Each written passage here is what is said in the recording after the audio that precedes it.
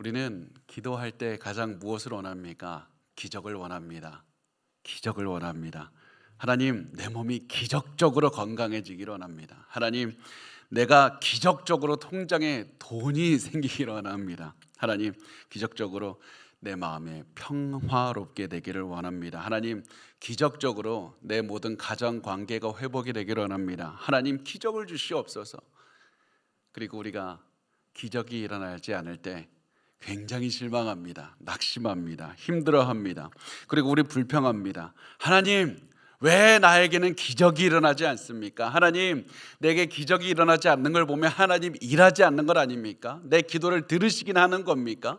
왜 내 상황은 더 안 좋아지기만 합니까? 내가 세상에서 살면서 내 마음대로 되는 거 하나도 없었습니다.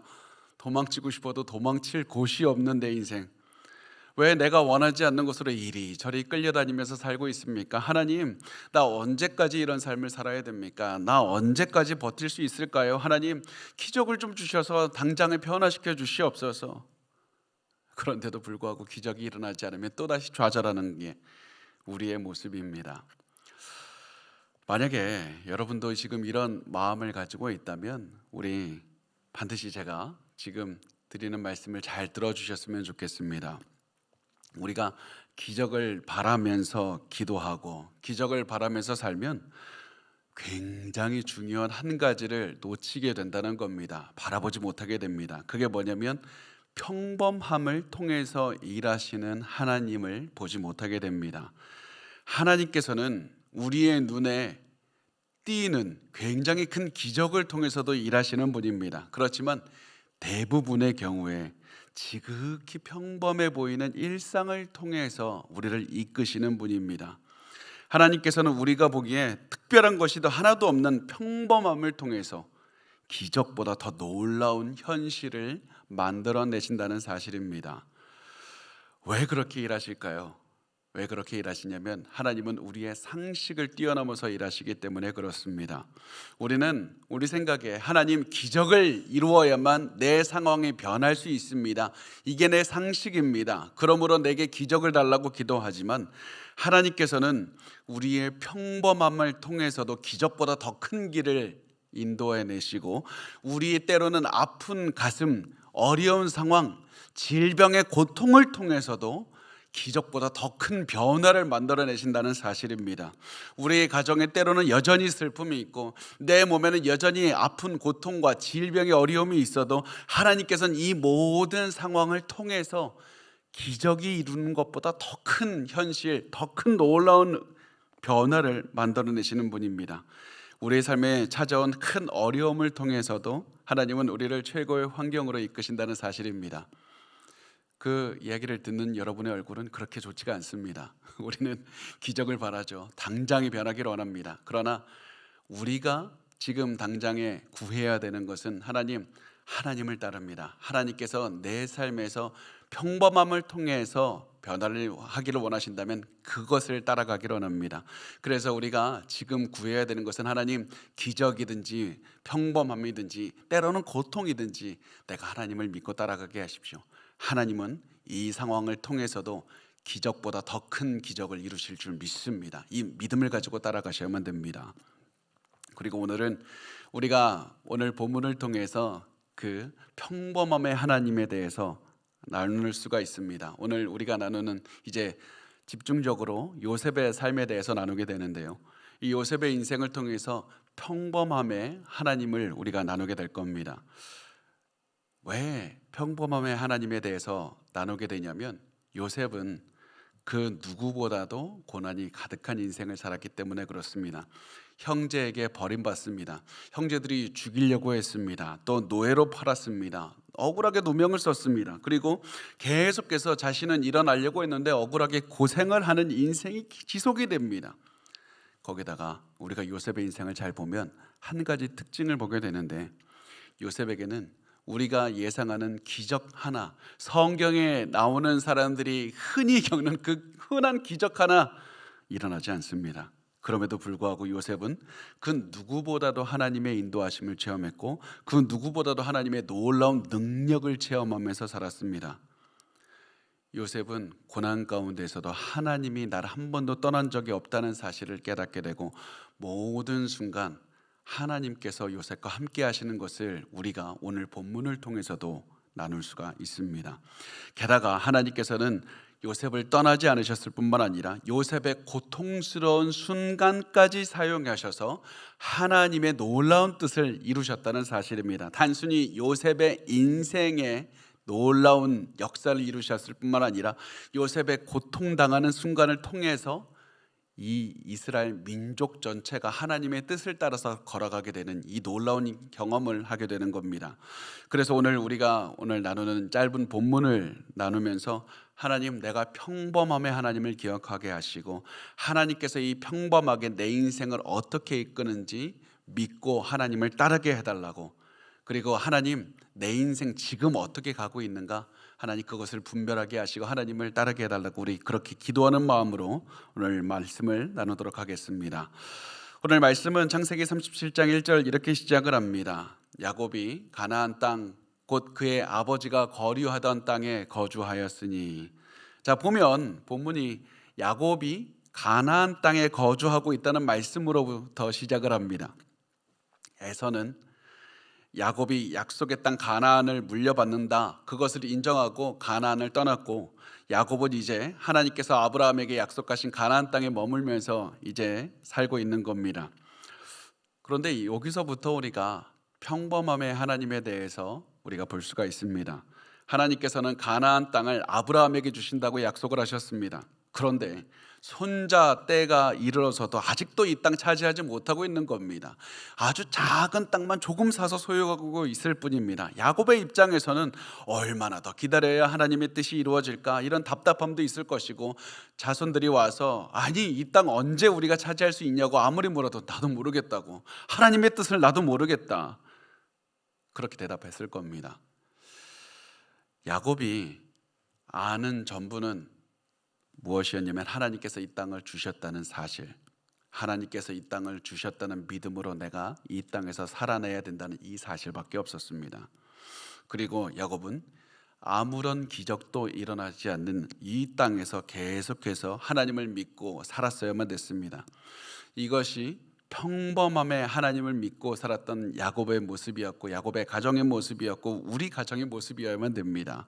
하나님께서 우리에게 주신 이 가정, 이 교회, 이 직장 아무리 기다려도 기적 하나 일어나지 않습니다. 아무리 내가 기도해도 기적이 일어나지 않습니다.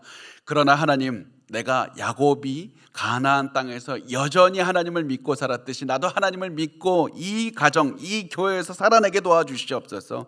우리 입에서 이런 질문이 나올 때가 있을 겁니다. 하나님, 언제까지 기다려야 내 가정이 변화가 됩니까? 내가 언제까지 기다려야 내 배우자가 예수 그리스도를 믿고 내 자녀가 예수를 믿고 변화가 될 수 있습니까? 우리가 답답함이 들 때도 있을 것이지만 그럼에도 불구하고 우리는 평범함의 하나님을 믿고 있는 그 자리를 지키셔야만 됩니다. 아무리 것도 보이지 않아도, 기적이 일어나지 않아도 하나님을 믿고 기다리시기 바랍니다. 그렇게 기다리다 보면 나중에 시간이 지나서 우리 알게 될 겁니다. 하나님, 내 인생에 기적이 일어나지 않았는데 내가 지금 와서 돌아보니까 하나님께서는 모든 평범함 속에서 기적보다 더 큰 기적을 이루어내고 계셨습니다. 하나님, 내가 하나님이 어떻게 일하는지 모르는 그 순간에서도 하나님은 엄청나게 나를 위해서 일하고 계셨고 하나님의 뜻을 이루어가고 계셨습니다. 하나님, 그러므로 내가 또다시 하나님을 믿습니다. 저 이런 고백을 할 날이 반드시 여러분 모두에게 임하리라고 저는 확신합니다. 그래서 우리가 평범함을 통해서 변화를 체험하게 하신다는 이 믿음을 가지고 지금 여러분에게 있는 그 자리 꼭 지켜주시기 바랍니다. 자, 이제 2절 말씀입니다. 2절 우리 같이 읽을까요? 시작. 야곱의 족보는 이러하니라. 요셉이 17세의 소년으로서 그의 형들과 함께 양을 치울 때에 그의 아버지의 아내들 빌하와 실바의 아들들과 더불어 함께 있었더니 그가 그들의 잘못을 아버지에게 말하더라. 아멘. 요셉은 말이죠, 아버지 야곱에게는 굉장히 특별한 아들이었습니다. 왜 그렇습니까? 야곱의 평생을 사랑해서 가장 사랑한 아내 라헬이 오랜 기다림 끝에 겨우 낳은 아들, 그 아들이 요셉이었기 때문에 그렇습니다. 요셉은 다른 아들들과 비교할 수조차 없이 귀한 아들이었고 마치 야곱 자신의 분신과도 같았습니다. 요셉과 비교하면 레아가 낳은 자식들, 아들들과 전혀 비교해 보니까 이 레아가 낳은 자식들은 소중하지 않았습니다. 빌하와 실바, 이 두 사람들이 낳은 아들들은 요셉하고는 도저히 상대가 되질 않았습니다. 그래서 오늘 본문에 보면 그의 아버지의 아내들 빌하와 실바의 아들들과 더불어 함께 있었더니 일부러 빌하와 실바의 아들들과 요셉을 비교하는 겁니다. 요셉에 비하면 이들은 야곱에게 아무것도 아니었습니다. 그래서 야곱은 다른 아들들에게 일을 다 시켜도 요셉에게만큼은 일을 시키질 않았습니다. 다만 요셉에게 맡겨진 중요한 임무가 하나가 있었는데, 야 요셉아, 형들이 일 잘하는지 보고 잘못하고 있는 거 아빠한테 꼭 얘기해야 된다. 고자질시키는 중요한 업무를 맡겼습니다. 요셉이 그래서 형들이 일하는지 잘 보고 있다가 형들이 실수하는 거 있으면 아버지에게 막 가서, 아버지 형들이 이런저런 잘못을 했습니다. 그러면 아버지가 이제 형들을 불러갖고 너희 왜 그렇게 하냐고 막 혼을 내는 겁니다. 그래서 형들은 양을 치느라 힘들게 일하고 있을 때도 요셉은 형들을 감시하면서 아버지에게 형들의 잘못을 일러바쳐서 형들을 혼나게 만들었습니다. 요셉은 이런 잘못된 인생을 살고 있었던 겁니다. 그런데 요셉이 이렇게 잘못된 인생을 살아갔던 가장 중요한 이유는 요셉이 미성숙해서이기도 하지만 가장 큰 책임은 아버지 야곱에게 있었습니다.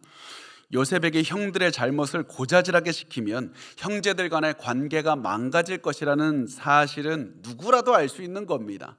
게다가 아까 우리가 나눴듯이 이 요셉의 형제들은 다 이복, 다 어머니가 다른 다 그런 자식들입니다. 그래서 야곱은 자식들의 관계를 잘 관리했었어야만 됐습니다. 그런데 야곱은 요셉이 일부러 형들의 잘못을 일러바치게 해서 형제들의 사이를 다 찢어놨던 겁니다.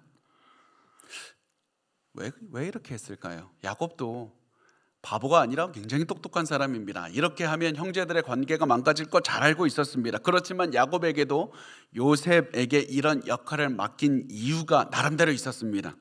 왜냐하면 자기 자식들을 통제하기 위해서 그랬습니다. 나도 이제 나이가 들어가는데, 나도 이제 자식들이 이제 나이도 더 정상해지고 나는 이제 저물어가고 있는데, 그럼에도 불구하고 내가 자식들의 통제하면서 내 건재함을 드러내야 된다. 어떻게 해야 될까? 저들의 잘못을 지적해서 내가 저들에게 권위를 가지고 내가 이끌어야 되겠다. 그런데 다른 아들들은 시키고 싶지 않습니다. 다른 아들들은 야곱에게 견제의 대상이었고 통제의 대상이었습니다. 단 하나의 아들, 또 베냐민은 너무 어리니까 내가 싸고 돌아야 되고, 단 한 명의 아들 누가 있을까? 요셉. 이 요셉만은 사랑의 대상인 겁니다. 요셉만은 야곱과 동일시할 수 있는 중요한 소중한 존재였습니다. 그래서 야곱은 요셉의 인생을 계속해서 잘못된 길로 이끌었고 가정을 찢어놓고 있었습니다. 그런데 야곱이 요셉에 대한 사랑을 계속해서 키워나가다 이제는 도저히 이 야곱의 모든 가족에게 충격을 줘서 모든 사람이 헤어나오지 못하게 만드는 엄청난 일을 야곱이 벌이게 됩니다. 그것이 3절과 4절에 나옵니다. 이렇게 말씀을 합니다. 요셉은 노년에 얻은 아들이므로 이스라엘의 여러 아들들보다 그를 더 사랑함으로 그를 위하여 채색 옷을 지었더니 그의 형들이 아버지가 형들보다 그를 더 사랑함을 보고 그를 미워하여 그에게 편안하게 말할 수 없었더라. 자, 여기에서 우리 채색 옷에 대해서 여러분 많이 들어보셨을 겁니다. 성경이 야곱이 요셉에게 채색 옷을 입혔다고 하는데요. 그래서 저도 어렸을 때 보면 요셉이 이 무지개 빛깔 옷을 입은 걸로 그 그림 만화책들을 봤던 기억이 납니다. 그런데 사실 많은 학자들은 요셉이 채색 옷을 입었다는 데 동의하지 않습니다. 대부분의 학자들은, 제가 연구를 해보면 대부분의 학자들은 요셉이 채색 옷을 입었다기보다는 소매가 긴 옷을 입었다고 생각을 합니다. 소매가 긴 옷, 이 손목까지 오고요. 또 긴 코트 같이 겉옷이 발목까지 오는 옷이어서 이렇게 긴 옷이 상징하는 것이 무엇이냐면 바로 귀한 신분을 상징하고요. 특히 오늘 본문에서는 장자의 신분을 상징하고 있는 겁니다. 그래서 야곱이 요셉에게 채색 옷을 입혔다. 다시 말해서 긴 옷을 입혔다라는 것은 단순히 야곱이 요셉에게 비싼 옷 입혀줬다.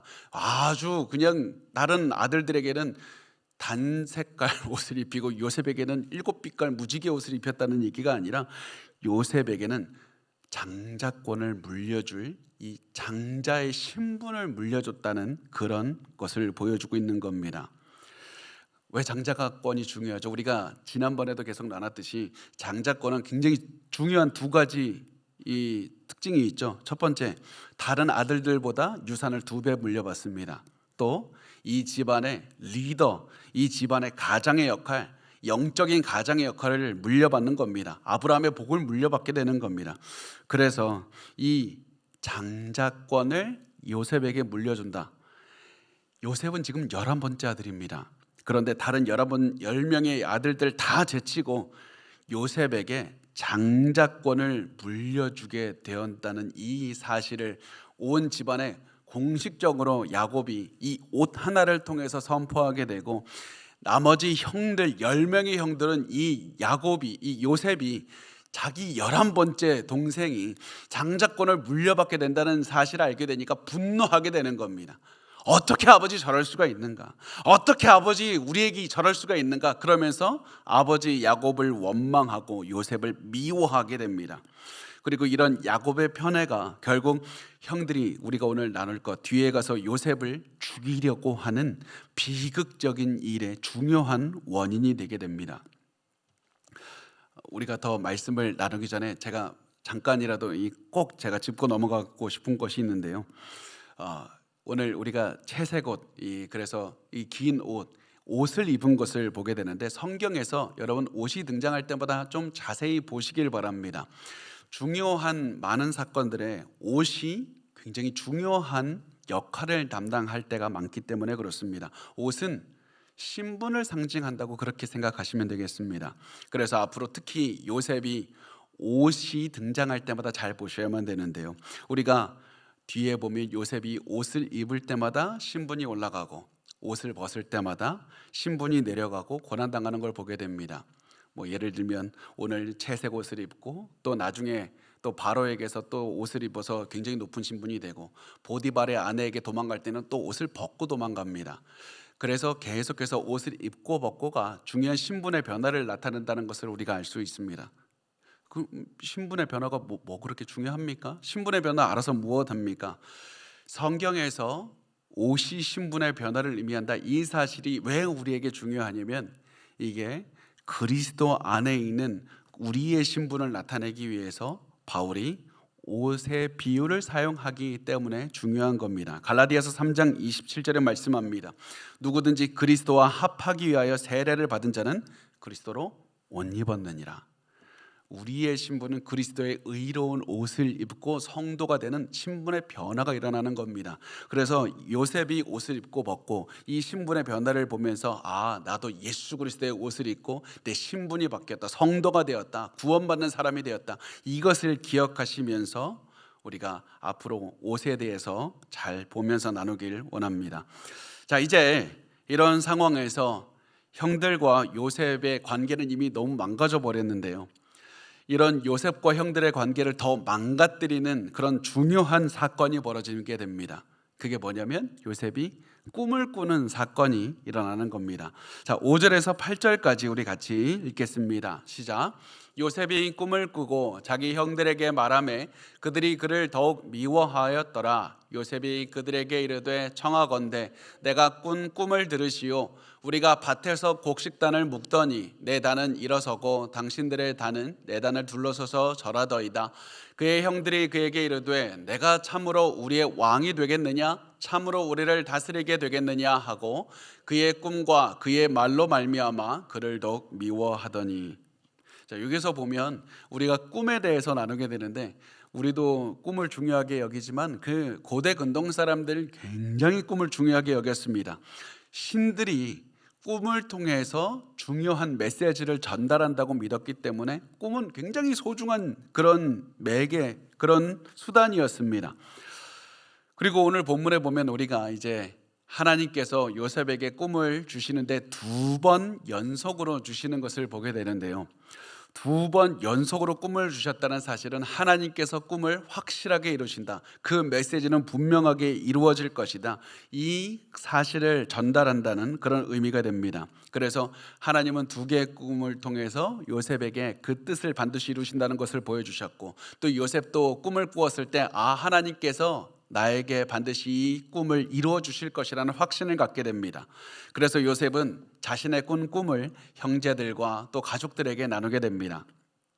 근데 사실은 저는 요셉이 이 가족들에게 자신의 꿈의 내용을 나누는 걸 보면서 이해가 가지 않습니다. 왜냐하면 꿈의 내용이 뭡니까? 형들이 자기 섬긴다는 내용이 아닙니까? 아무리 하나님께서 나에게 복 주신다는 꿈을 꿨다고 해도, 저도 이 누나들 둘이 있는데요, 또 매형들도 있고, 제가 뭐 그런 꿈을 꾼 적은 없지만 제가 누나들, 매형들 제가 꿈을 꾸니까 매형들이 저에게 절하더이다 막 그러면 그 누가 좋아하겠습니까? 간직하고 있어야 되는데.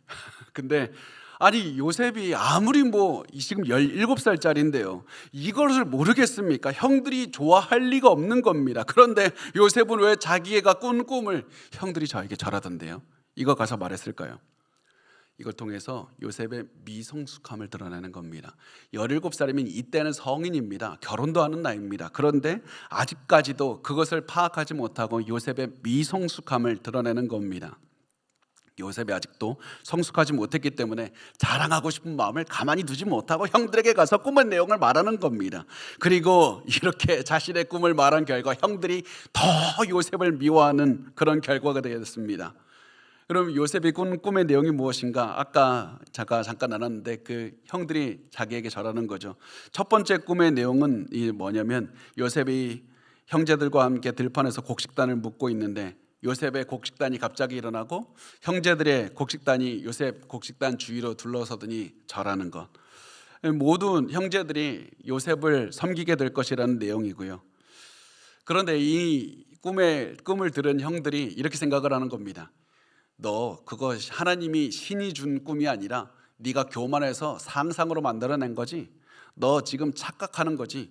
그러면서 마음속으로는 진짜 신이 주면 어떡하지? 그런 마음이 있었지만 이 교만한 놈, 그러면서 이렇게 이 요셉을 비난했습니다. 그 다음에 요셉은 2번째로 꿈을 꾸게 되는데요, 9절부터 11절은 이렇게 말씀을 합니다. 요셉이 다시 꿈을 꾸고 그의 형들에게 말하여 이르되 내가 또 꿈을 꾼즉 해와 달과 11별이 내게 절하더이다 하니라. 그가 그의 꿈을 아버지와 형들에게 말하매 아버지가 그를 꾸짖고 그에게 이르되 내가 꾼 꿈이 무엇이냐? 나와 내 어머니와 내 형들이 참으로 가서 땅에 엎드려 내게 절하겠느냐? 그의 형들은 시기하되 그의 아버지는 그 말을 간직해 두었더라. 이 2번째 꿈이 뭐냐면 요셉이 해와 달과 11개 별들이 그에게 절하는 것을 본 겁니다. 이 말은 요셉의 형들뿐만 아니라 요셉의 아버지와 어머니까지 절했다는 뜻이고, 이 말은 요셉의 온 가족이 요셉을 섬기게 될 것이다, 이런 의미가 됩니다. 이 꿈을 들은 형들은 또다시 요셉을 비난하면서 네가 거짓말로, 네가 교만해서 상상해서 만들어낸 거지, 이렇게 더 말하면서 미워했지만 요셉의 아버지 야곱은 꿈의 내용을 마음에 두게 됩니다. 왜냐하면 야곱도 자기가 장자가 아니지만 장자권을 받게 된 경험이 있는 사람이기 때문에 그렇습니다. 요셉도 11번째 아들이지만 장자가 아니지만 하나님께서 이 아들을 특별하게 사용하실 것이다, 이 마음을 갖고 이렇게 살아가게 되는 겁니다. 자, 여기서 더 이야기를 진행하기 전에 우리가 한 가지 질문할 수 있는 게 있습니다. 왜 하나님은 하필 지금 이때 요셉에게 꿈을 주셨을까요? 아니 다른 때 주실 수도 있었고요, 요셉이 이 애굽에 갔을 때 꿈을 주실 수도 있었고 꿈을 안 주실 수도 있었습니다. 그런데 왜 하필 하나님께서는 이 타이밍에 요셉에게 꿈을 꾸게 해서 이 촉새 같은 요셉이 형들에게 가서 입방정을 떨면서 내가 당신들이 나를 섬기게 될 것이라고 이런 말을 하게 하셨을까? 하나님은 요셉이 꿈을 꾸었을 때 꿈의 내용을 형들에게 가서 막 말할 걸 알고 계셨습니다. 이 꿈을 듣고 형들이 요셉을 미워해서 결국 요셉을 팔게 될 것도 알고 계셨습니다. 그럼에도 불구하고 하나님은 여전히 요셉이 꿈을 꾸게 하신 겁니다. 왜냐하면 하나님께서는 이 모든 상황을 통해서 요셉의 인생을 이끌고 계셨기 때문에 그렇습니다. 하나님은 결국 요셉이 이 자신의 잘못을 통해서 결국 노예로 팔려가는 그 고난을 당하게 하는 것, 그 모든 삶을 인도하시면서 요셉을 성숙한 사람으로 바꾸고 계신 겁니다. 하나님은 단순히 요셉을 사용하실 뿐만 아니라 요셉이 미성숙한 자신의 행동에 큰 값을 치르게 하셔서 결국 요셉이 다시는 똑같은 잘못을 저지르지 않도록 성숙하게 만들고 계시는 겁니다. 이것을 통해서 이 꿈 하나를 통해서도 성경은 우리에게 말씀하는 겁니다. 하나님께서 요셉의 인생을 이끌고 계시다. 하나님은 지금 이 어느 곳에서도 드러나지 않고 하나님께서는 아무데도 보이지 않는 것 같지만 하나님께서는 이 사람들에게 일어나는 모든 일들을 이끌고 계시고 사람들의 때로는 죄까지도 사용하셔서 하나님은 우리를 가장 선한 길로 인도하고 계신다. 하나님께서는 요셉의 인생을 인도하셨을 뿐만 아니라 요셉을 통해서 이스라엘 민족이 애굽으로 가는 결국 그런 이 민족의 역사를 이루어 계셨던 것처럼 오늘도 우리의 때로는 미성숙함, 우리의 죄, 주변 사람들이 우리를 향한 죄와 잘못을 이용하셔서 결국 우리의 삶도 이끌고 계시다. 그러므로 하나님께서 당장 내 눈앞에 드러나 보이지 않고 기적이 일어나지 않는다 할지라도 두려워 말라. 하나님께서는 내 삶의 작은 하나도 하나님의 허락 없이 이루어지는 것은 단 하나도 없다. 하나님께서 우리를 인도하고 계시는 평범함의 하나님이라는 사실입니다. 이렇게 해서 요셉의 형들이 요셉의 꿈을 듣고 요셉에 대한 미움이 극에 달하게 되는데요, 우리가 보기에 또 다른 우연 하나가 일어나게 됩니다. 정말 말도 못한 우연이 일어나게 됩니다. 그게 뭐냐면 아버지 야곱이 요셉을 형들이 일하는 곳으로 보내는 우연입니다. 하나님의 일하심, 우리가 보기엔 우연이 일어나는 겁니다. 야곱은 집에서 멀리 떨어져서 일하고 있는, 양떼를 치고 있는 이 요셉의 형들에게 요셉을 보내서 야, 형들 어떻게 하나 잘하나 감시하고 와. 형들 어떻게 일하나 봐. 형들 안전한지 보고 오라는 그런 임무를 맡기게 됩니다. 그래서 12절에서 14절 말씀을 보면 이렇게 말씀을 합니다. 그의 형들이 세겜에 가서 아버지의 양떼를 칠 때 이스라엘이 요셉에게 이르되 내 형들이 세겜에서 양을 치지 아니하느냐 너를 그들에게로 보내리라. 요셉이 아버지에게 대답하되 내가 그리하겠나이다.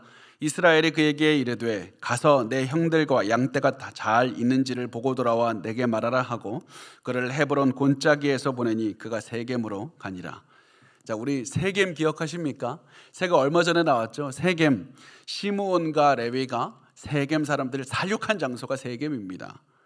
그래서 아마 요셉의 형들은 양떼를 끌고 될 수 있으면 세겜으로 안 가고 싶었을 겁니다. 그런데 이 땅에 기근이 있고 풀들을 먹일 곳이 없다 보니까 양떼를 이끌고 어쩔 수 없이 비옥한 땅 세겜으로 이동하게 된 겁니다.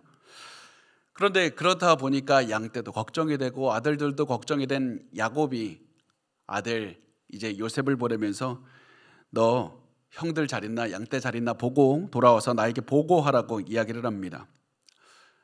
그런데 이때 야곱은 한 가지 사실을 몰랐습니다. 이렇게 요셉을 보내면 형들이 요셉을 죽일 수도 있다는 그런 사실을 몰랐습니다. 형들이 요셉에 대해 가지고 있는 그 적대감, 미움이 얼마나 대단한지 야곱도 몰랐고 요셉도 몰랐습니다. 그래서 요셉은 아무것도 모르고 아버지가 준 그 장자권을 상징하는 채색 옷, 그 긴 옷을 입고 형들을 찾아 나섰고 이 옷은 결국 형들을 더욱더 자극하게 됩니다. 모든 것이 우연처럼 보이지만 모든 것은 하나님의 섭리 가운데서 일어나고 있었습니다. 그래서 이제 요셉은 세겜에 도착을 했는데요, 세겜에 도착하니까 형들을 찾을 수가 없습니다. 그래서 두리번 거리면서 이리저리 다니고 있었습니다. 그런데 정말 이상한 일이, 정말 아무도 의심하지 않지만, 우리 성경을 읽는 우리는 의심하지 않지만 자세히 보면 너무나도 말도 안 되는 이상한 일이 요셉에게 벌어집니다. 그게 15절부터 17절까지 나옵니다. 어떤 사람이 그를 만난즉 그가 들에서 방황하는지라. 그 사람이 그에게 물어 이르되 내가 무엇을 찾느냐? 그가 이르되 내가 내 형들을 찾으오니 청하건대 그들이 양치는 곳을 내게 가르쳐 주소서. 그 사람이 이르되 그들이 여기서 떠났느니라. 내가 그들의 말을 들으니 도단으로 가자 하더라 하니라.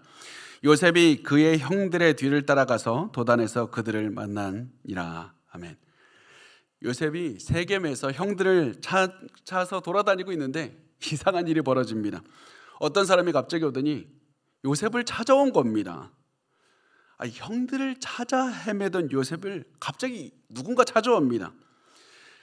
요셉이 형들을 찾다가 주변에 누군가를 보고 아저씨 어떤 분 저희 형들 여기 목동들 못 보셨습니까? 이렇게 물어보는 건 말이 됩니다. 그런데 요셉이 자기 형들을 찾아다니는데 갑자기 지금 너 형들 찾지? 그러면서 갑자기 나타나면 무섭잖아요. 이상한 겁니다. 그러면서 그 사람들 절로 갔어. 갑자기 요셉에게 나와서 얘기를 해주는 겁니다. 도대체 이게 무슨 사건이냐? 이 사건을 도대체 어떻게 이해되는가? 학자들은 보통 세 가지로 얘기를 합니다. 하나님께서 나타나셨든지, 천사를 보내셨든지, 하나님이 보내신 사람을 통해서 요셉의 길을 인도하신 것이다. 하나님께서 일부러 요셉이 어느 정도 계속 형들을 찾으면서 돌아다니게 하시다가 하나님께서 직접 개입하셔서 요셉이 야 형들 도단에 있어 그러면서 형들에게로 요셉을 이끌고 있는 겁니다. 왜 이렇게 하셨을까요? 이렇게 해야 요셉이 나중에 형들 때문에 갇혀 있을 때 이스마엘 상인들을 만나는 타이밍과 맞게 되고, 그래서 결국 요셉이 죽지 않고 이집트로 팔려가는 그런 타이밍을 하나님께서 맞추기 위함이었습니다. 요셉은 지금 하나님이 자신을 이끌고 있다는 사실을 아무것도 몰랐지만 하나님께서는 한 사람 한 사람, 한 명 한 명 만나는 모든 타이밍을 사용해서 요셉의 길을 인도하고 계셨다는 겁니다. 여러분, 우리도 교회에서 지금 만나고 사람들을 만나고 왜 하나님 하필 나에게 이런 일을 겪게 하십니까? 그런 여러 가지 생각을 하고 있지만 하나님께서는 단 하나의 우연도 없이 우리의 길을 인도하고 계시는 겁니다. 그냥 하나님께서 만나게 하시는 사람 단 한 명도 없습니다. 그 모든 것들을 통해서 시간이 10년이 지나고 20년이 지났을 때 하나님께서 왜 나를 그 사람을 만나게 하셨을까?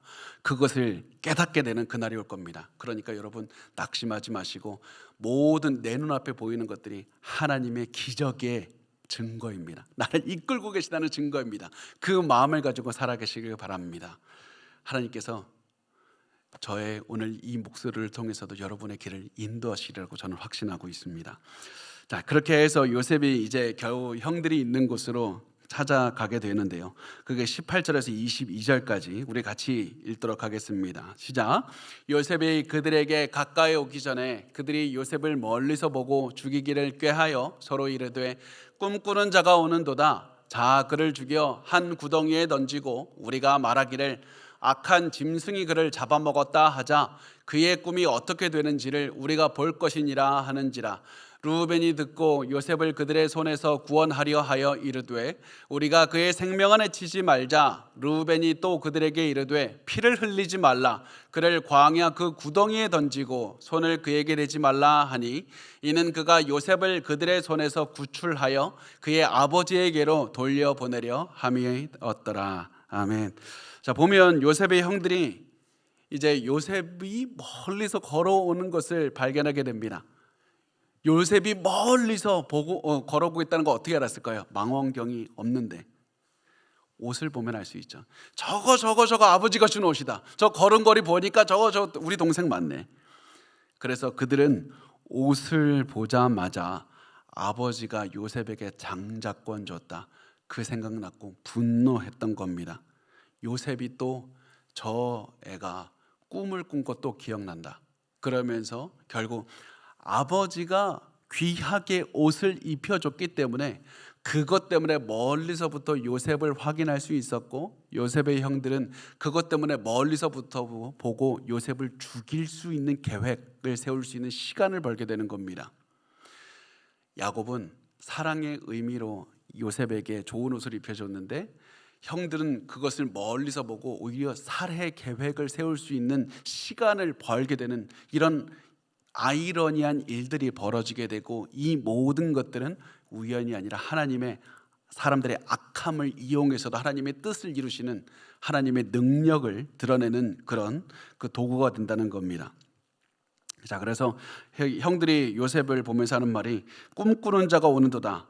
자, 굴을 죽여 구덩이에 던지고 우리가 말하기를 악한 짐승이 그를 먹었다 하자 그의 꿈이 어떻게 되는지를 우리가 볼 것이니라.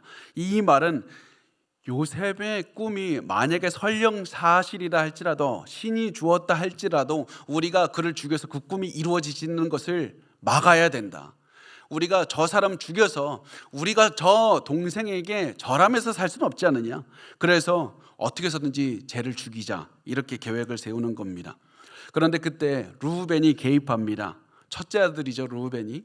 그리고 우리 르우벤 하면 르우벤이 얼마 전에 저질렀던 한 가지 죄를 기억해야 됩니다. 어머니 빌하와 동침한 겁니다. 르우벤은 아버지에게 이 미안한 마음을 갖고 있었습니다. 빌하를 억지로 강간을 했는지 아니면 이 둘이서 이 마음이 맞아서 이렇게 그 잠자리를 가졌는지는 모르겠지만, 르우벤이 아버지의 아내 빌하와 동침한 거는 엄청나게 큰 죄고, 아버지도 그 사실을 알고 있다는 사실을 르우벤도 알고 있었습니다. 그리고 르우벤은 어떠한 성격이냐면요, 성경이 계속해서 드러나는 르우벤의 성격은 우유부단합니다. 정도 많아요. 착하기도 하고 우둔하기도 하고 아주 자기의 그 즉흥적으로 충동적으로 움직이는 그런 사람입니다. 그래서 르우벤은 빌하와 동침을 했지만 시간이 지나 보니까 내가 아버지한테 큰 잘못했네. 그러면서 내가 이거 만회해야 되는데, 아버지한테 내가 정말 미안하다는 거 보여야 되는데, 이거 내가 만회하려면 아버지의 용서를 받으려면 어떻게 해야 되지? 동생들이 요셉 죽이려고 할 때 내가 살리면 되겠구나. 내가 아버지에게 가서 동생들이 다 죽이려고 그랬는데 내가 살렸어요, 아버지 나 용서해 주세요, 이렇게 말하려고 했습니다. 그래서 르우벤은 요셉을 구한 다음에 몰래 아버지에게 데려다 주려고 일부러 이렇게 얘기를 합니다. 동생들에게, 야, 우리 요셉 죽이지 말자. 아무리 제가 배가 다른 동생이지만 그럼에도 불구하고 우리 동생 아니냐. 죽이면 우리의 죄책감이 얼마나 크겠느냐. 그러니까 요셉 죽이지 말고 우물에 던져넣자. 그러다 보면 우리 손으로 죽이지 않아도 이 구덩이에, 마른 구덩이에 던져넣으면 이 물도 먹지 못하고 아무것도 먹지 못해서 제 스스로 죽을 것 아니냐. 그러면 우리 죄책감이 좀 덜할 거다. 그냥 우리 손으로 죽이지 말고 쟤 그냥 알아서 죽게 내버려 두자. 그렇게 해서 이제 동생들이 요셉을 잡아서 구덩이에 던지게 됩니다. 23절에서 27절 이렇게 말씀을 합니다. 요셉이 형들에게 이르매 그의 형들이 요셉의 옷 곧 그가 입은 채색 옷을 벗기고 그를 잡아 구덩이에 던지니 그 구덩이는 빈 것이라. 그 속에 물이 없었더라. 그들이 앉아 음식을 먹다가 눈을 들어본즉 한 무리의 이스마엘 사람들이 길르앗에서 오는데 그 낙타들의 향품과 유향과 몰약을 싣고 애굽으로 내려가는지라. 유다가 자기 형제에게 이르되 우리가 우리 동생을 죽이고 그의 피를 덮어둔들 무엇이 유익할까? 자, 그를 이스마엘 사람들에게 팔고 그에게 우리 손을 대지 말자.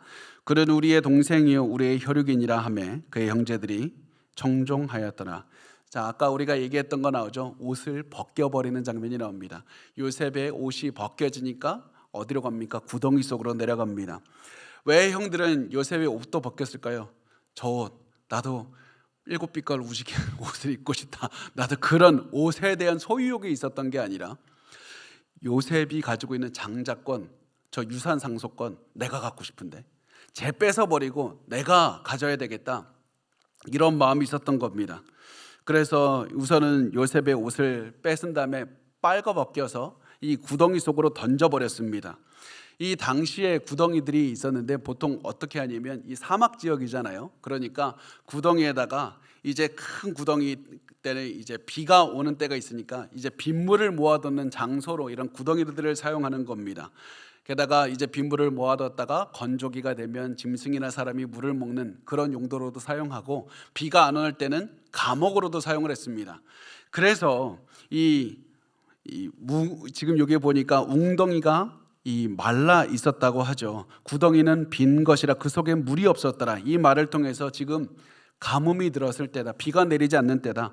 그래서 지금 이 요셉이 이 구덩이에 감금시켜 놓고 요셉이 가만히 이 장소에 두면 물도 없고 먹을 것도 없으니까 알아서 목말라서 먹을 것이 없어서 죽게 되는 겁니다. 이렇게 이 두게 하려고 했고, 또 이곳이 사람들의 지나다니지 않는 곳이다고 보니까 지나가는 사람들의 도움을 받을 수도 없는 곳이다. 그래서 이제 요셉은 조금 있으면 형들이 도와주지 않으면 죽을 수밖에 없는 그런 곳에 이제 들어가게 됩니다. 우리는 얼마나 요셉이 구덩이에 있었는지는 알지 못합니다. 그렇지만 굉장히 오랜 시간 있었던 것 같습니다. 게다가 요셉이 공포에 질리게 만드는 그런 일을 겪게 되는데, 그게 뭐냐면 여기 이렇게 말씀을 보면 이렇게 써 있습니다. 그들이 앉아 음식을 먹다가 이렇게 써 있는데요.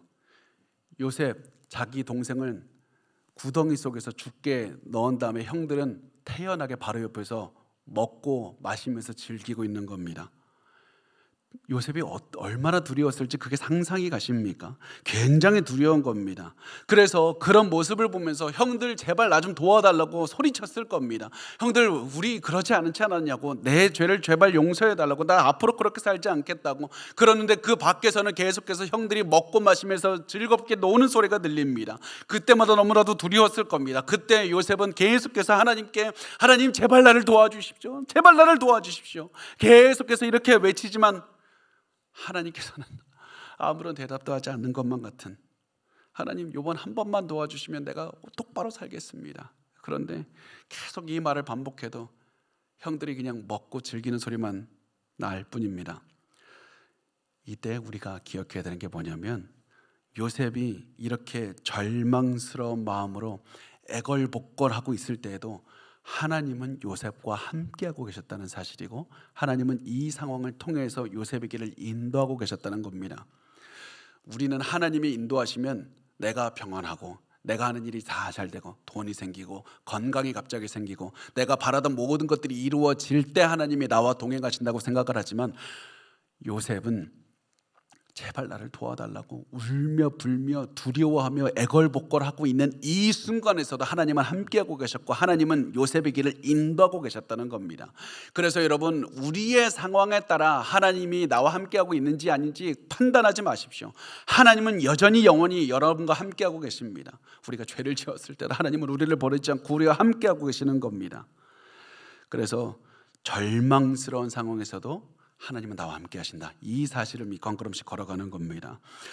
이렇게 해서 요셉이 계속해서 애걸복걸하고 있는 이때 르우벤이 어떤 이유인지는 모르겠지만 잠시 자리를 비우게 됩니다. 그리고 이때 넷째 아들 유다가 형제들을 주도해서 요셉을 근처를 지나가는 무역 상인들에게 팔게 합니다. 이렇게 팔면 우리 동생 죽이지 않을 수 있을 뿐만 아니라 돈도 벌 수 있어, 이 돈도 벌 수 있으니까 동생 팔아버리자. 그리고 그 말대로 동생 요셉을 이제 형제들이 팔게 됩니다. 28절에 보면 그때 미디안 사람 상인들이 지나가고 있는지라 형들이 요셉을 구덩이에서 끌어올리고 은 20의 그를 이스마엘 사람들에게 팔매 그 상인들이 요셉을 데리고 애굽으로 갔더라. 자, 이제 요셉은 빨가벗긴 채로 끌려가는 겁니다. 짐승에 매달려서 짐승이 겨우겨우 한 걸음씩 내가 어디를 가고 있는지 그러면서 끌려가는 겁니다. 팔려가면서 형제들에게 애원했을 겁니다. 내가 미안하다고, 나 다시는 그렇게 하지 않겠다고 애원하지만 형들은 요셉을 아주 차갑게 대하고 요셉을 버리게 됩니다. 그러면서 요셉이 보는 앞에서 은 20세겔을 받게 되는데요, 이 금액은 노동자가 2-3년 정도 일했을 때 받을 수 있는 큰 돈이었습니다. 형들이 자기를 팔면서 이 큰 돈을 받으면서 그렇게 요셉을 버리는 것, 그 큰 상처를 요셉은 가지고 이제는 끌려가게 됩니다. 29절에서 33절에 이렇게 말씀을 합니다. 루벤이 돌아와 구덩이에 이르러 본즉 거기 요셉이 없는지라 옷을 찢고 아우들에게로 되돌아와서 이르되 아이가 없도다. 나는 어디로 갈까? 그들이 요셉의 옷을 가져다가 숫 염소를 죽여 그 옷을 피에 적시고 그의 채색 옷을 보내어 그의 아버지에게로 가지고 가서 이르기를 우리가 이것을 발견하였으니 아버지 아들의 옷인가 보소서 하매 아버지가 그것을 알아보고 이르되 내 아들의 옷이라 악한 짐승이 그를 잡아먹었도다. 요셉이 분명히 찢겼도다 하고, 우선 이제 보면 루벤이 잠깐 자리를 떠났다가 돌아왔을 때 요셉이 없는 것을 보고 괴로워하면서 계속 가슴 아파합니다. 그리고 루벤은 이때의 상처로 평생을 괴로워하게 되는 겁니다. 그리고 이것을 보면서 우리가 알 수 있는 것은 동생들이 루벤의 말은 듣고 유다 넷째의 말을 듣는구나. 루벤이 어머니와 잠자리를 가진 그때부터 동생들은 루벤을 존경하지 않고 따르지 않고 넷째 유다의 이야기를 따르게 된다. 그리고 앞으로 우리가 이제 유다의 중요성에 대해서 우리가 나누게 되는 것을 보게 됩니다.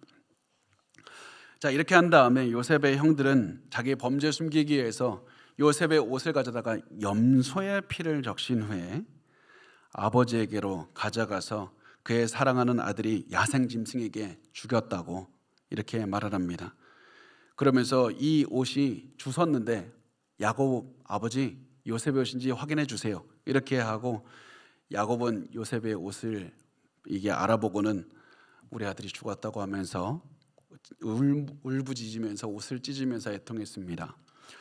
그러면서 34절과 35절은 말씀합니다. 자기 옷을 찢고 굵은 배로 허리를 묶고 오랫도록 그의 아들을 위하여 애통하니 그의 모든 자녀가 위로하되 그가 그 위로를 받지 아니하여 이르되 내가 슬퍼하며 수올로 내려가 아들에게로 가리라 하고 그의 아버지가 그를 위하여 울었더라. 어떤 학자들은 이렇게 생각합니다. 야곱이 바보가 아닌데 혹시 형들이 동생 죽인 거 아니야? 증거가 없습니다. 말을 할 수가 없으니까 더욱더 가슴을 치면서 애통해 했던 겁니다. 내가 아들을 죽음으로 몰아넣은 것이 아닌가. 그런데요, 사실 이 상황 속에서도 하나님의 인도하심, 하나님의 역사하심이 있었습니다. 염소의 피로 이 요셉의 피를 대신하게 해서 요셉의 피처럼 꾸민 게 염소의 피였습니다. 야곱은 아버지를 속일 때 염소를 사용해서 아버지를 속이고 장자권을 얻어냈습니다. 하나님께서는 이 모든 것들이 마치 염소의 피를 사용한 게 우연처럼 보이지만 하나님께서는 이 모든 것들 야곱에게 그 모든 잘못들을 결국 염소를 통해서 속인 너가 염소를 통해서 또한 속임을 받게 된 그런 모든 것들 하나하나 다 인도하고 계신 겁니다. 하나님의 일하심에 우연이란 존재함이 없이 하나하나 하나님의 뜻 가운데서 다 움직여지는 것을 보게 됩니다. 자, 그리고 마지막으로 36절 우리 같이 읽겠습니다. 시작. 그 미디안 사람들은 그를 애굽에서 바로의 신하 치위 대장 보디발에게 팔았더라. 아멘. 이제 애굽에서 요셉이 이제 바로의 신하 시위 대장 보디발에게 팔리게 되는데요. 이 당시에 이집트에는 굉장히 큰 노예 시장이 있었습니다. 국제 노예 시장이 있어서 이제 계속해서 이 많은 노예들이 모여서 이제 팔리고 이렇게 되는데요.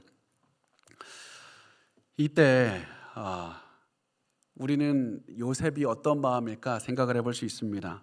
사람들이 무슨 말인지도 못 알아듣는 이곳에서 나 앞으로 어떻게 살아가야 되나. 요셉은 형들을 원망했을 수도 있고 자기 연민에 빠져 있을 수도 있었습니다. 이때가 무슨 마음인지 알 수 없지만 확실한 것은 하나님은 여전히 요셉과 함께하고 계셨다는 겁니다. 요셉이 가슴 아파하는 그 순간에서도 하나님은 동행하고 계셨습니다. 그러면서 요셉이 빨가벗겨서 끌려가고 있는 그때에도 하나님은 동행하고 계시고 발걸음을 인도하고 계셨다. 여러분, 오늘 우리 요셉의 모습을 통해서 여러분의 모습을 한번 보셨으면 좋겠습니다. 우리도 지금 마치 발가벗긴 것처럼 끌려가는 것처럼 그렇게 무력감에 어려움에 살아가고 있지는 않습니까? 너무 힘들어서 하나님, 내가 내 원하는 길을 가고 싶은데 언제 내가 원하는 길을 걸어갑니까? 언제 이 고난에서 나를 건져주십니까? 이런 생각을 하시고 계실 수도 있습니다. 그렇지만 우리가 알아야 되는 것은 내가 마치 모든 수치가 드러나서 아무것도 할 수 있는 게 없어서 무력감에 빨가벗겨서 끌려가고 있다는 이런 느낌을 갖는 그 곳에도 하나님은 여전히 여러분을 인도하고 계신다는 사실입니다. 온 세상을 통치하는 하나님께서 우리가 두려워서 가슴 아파하는 그 순간에서도 우리의 길을 인도하면서 가장 선한 길로 인도하신다는 사실입니다. 그래서 여러분, 이 눈으로 여러분의 과거를 보셨으면 좋겠습니다. 여러분의 가정을 보셨으면 좋겠습니다. 내 현재를 보셨으면 좋겠습니다. 지금까지 겪은 모든 고난과 어려움을 바라보시길 바랍니다. 왜냐하면 이 하나님의 섭리, 하나님의 인도하심의 눈으로 우리의 과거를 보고 현재를 보면 하나님께서 모든 길을 인도하신다는 그 확신 가운데 기뻐하면서 살아갈 수가 있기 때문에 그렇습니다. 하나님은 나의 단 한순간도 나를 버려두지 않고 항상 함께 하시고 오늘도 나를 인도하고 계십니다. 오늘 말씀을 준비하면서 어떻게 하면 오늘 말씀이 끝난 다음에 무슨 찬양을 할까 고민을 하고 있었는데요, 제 마음속에 확 들어오는 찬양이 있더라고요. 지금까지 지내온 것 주의 크신 은혜라. 하나님, 내 인생이 그렇게 고난이 많은 줄 알았는데 내 인생을 돌아보니까 다 주의 크신 은혜밖에 없습니다. 내 인생에 엄청난 고난이 있었고 지금 가는 이 길을 내가 이해할 수가 없습니다. 그렇지만 내가 아는 한 가지가 있습니다. 내가 지금까지 걸어온 모든 길이 주의 은혜였고 내 인생에 우연은 하나도 없었고 하나님은 나를 단 한 번도 버린 적이 없었고 내가 알 수 없는 모든 길이 기적의 길이었습니다. 평범한 기적으로 하나님은 나를 이끌고 계셨습니다. 그리고 하나님은 나를 오늘도 그 평범한 기적으로 나를 이끌고 계신 줄 믿습니다. 지금까지 지내온 것, 그리고 내가 지금 걸어온 그 모든 길도 주님의 은혜의 길입니다. 이 마음으로 여러분, 우리가 하나님을 바라보셨으면 좋겠습니다. 여러분, 지금 기적을 바라고 있습니까? 기적이 오면 좋은 겁니다. 그렇지만 기적이 일어나지 않는다고 해도 걱정하지 말고 염려하지 마십시오. 하나님은 가장 평범한 길을 통해서 기적이 이룰 수 있는 것보다 더 큰 기적을 이루어 주실 겁니다. 평범한 하나님을 믿으시고 평범한 환경을 이용해서 우리의 길을 인도하시는 하나님을 믿으십시오. 지금까지 걸어온 길이 주의 길이었듯이 앞으로도 주님의 은혜의 길로 여러분 제가 걸어갈 줄을 저 확신하고 그렇게 걸어가다 보면 우리 천국의 길로 천국에 도달하게 하실 줄 믿습니다. 우리 그 하나님을 믿고 오늘을 살아가시는 우리 모든 성도가 되시기를 바랍니다.